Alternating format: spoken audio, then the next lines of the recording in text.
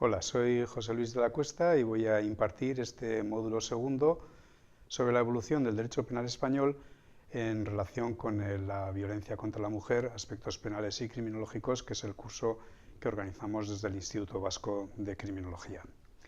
En este módulo, para comenzar, vamos a recordar algunos de los elementos más destacados de la presentación del módulo anterior, que estuvo a cargo de la profesora Virginia Mayordomo. Decíamos en esa presentación que la violencia contra la mujer es una realidad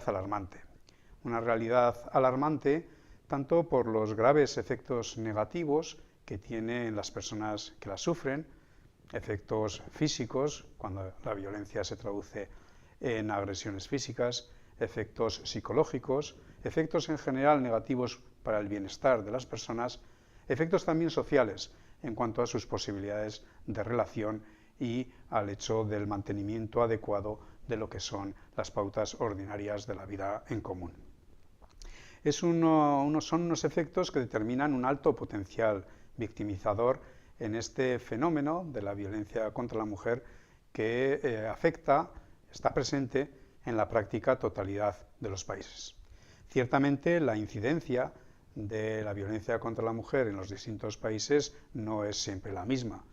Es más, a la luz de informes publicados recientemente, como el de la Agencia de los Derechos Fundamentales de la Unión Europea, que ha hecho público en 2014 un completo estudio sobre la violencia machista en Europa, nos suscita cierta perplejidad ver los índices o la presentación de los índices de la violencia machista en los distintos países europeos, puesto que no siempre son precisamente aquellos países de los que esperaríamos un índice mayor de violencia machista los que en el mapa aparecen reflejados con una mayor incidencia del fenómeno.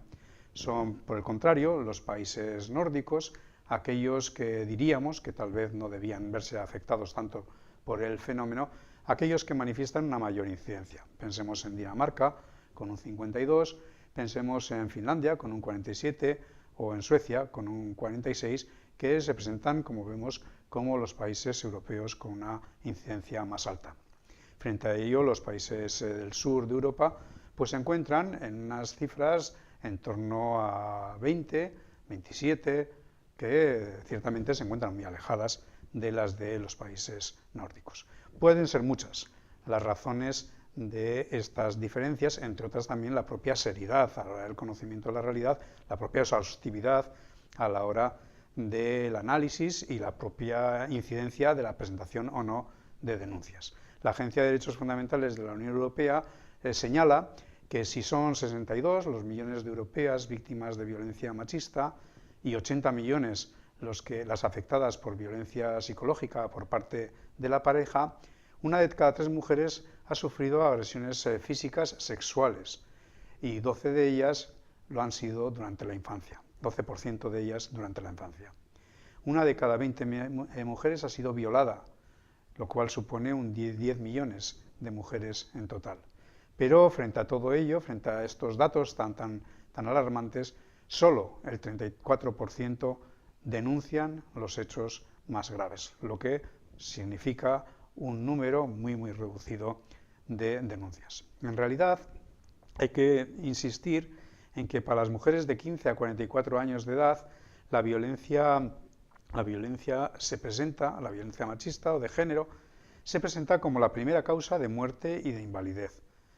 Una causa de muerte y de invalidez por delante del cáncer, por delante de los accidentes de circulación, por delante de la guerra. Igual que en Europa, también en España podemos aportar algunos datos recientes en torno a la evolución. Una evolución que podríamos decir que después de décadas de intensa línea ascendente se presenta en la actualidad con cierta estabilidad. Incluso se observa un cierto descenso en el número de muertes anuales por causa de violencia de género. Este es el cuadro de los datos estadísticos que podemos aportar desde 2007 a 2013.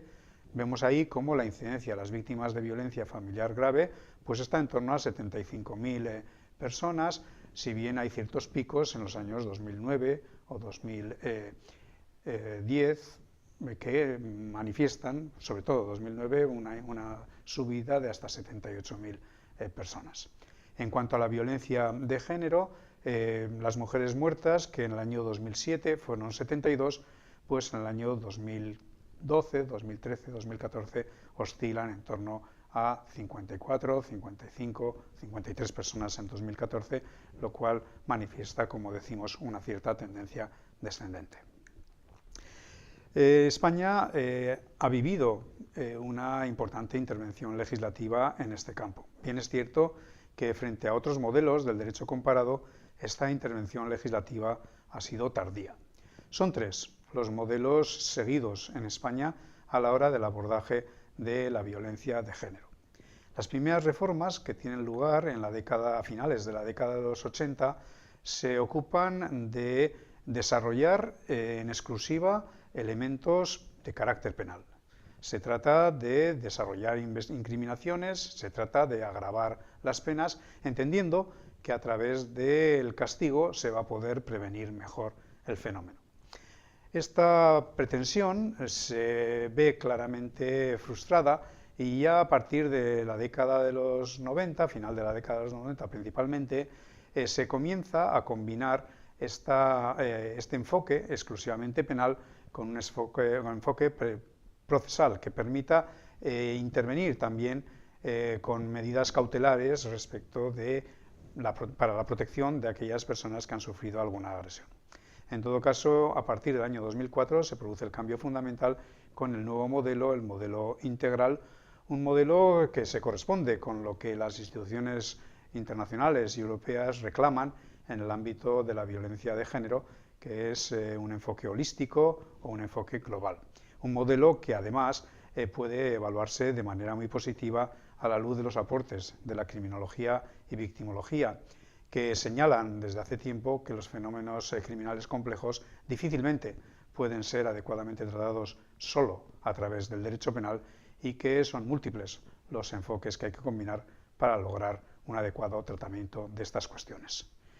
Bueno, pues con esto vamos a finalizar este primer episodio dentro de este módulo segundo. Muchas gracias por su atención.